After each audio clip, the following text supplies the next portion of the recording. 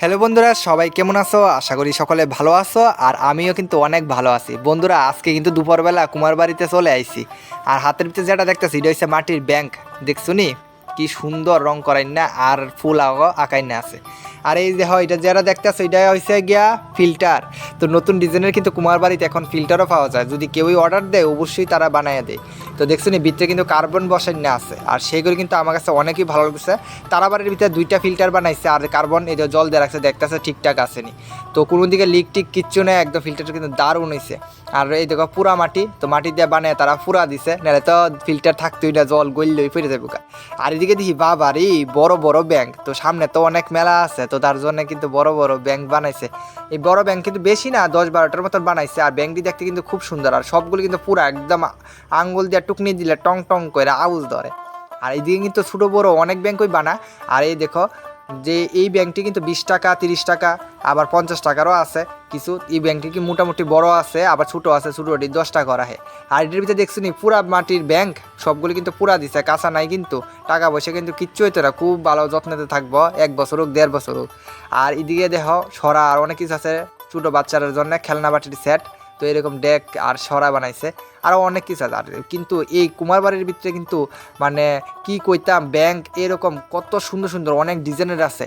আর ও সবটির ভিতরে ডিজাইন করাই না, ফুল কালারিং করাই না। তারা ঘরের ভিতরে দেখি বাবার এই কতটি ব্যাংক, কি সুন্দর হয়েছে।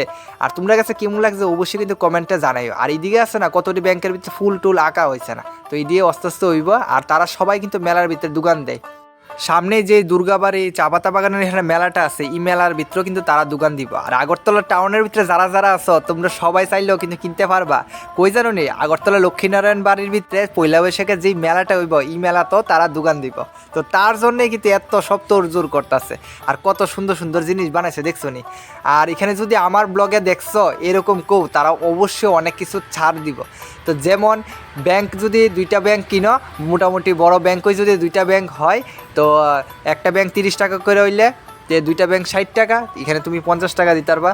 তো এরকম মানে ছাড় দেয়। আর এই কিন্তু মাটির পুতুলও আসতো।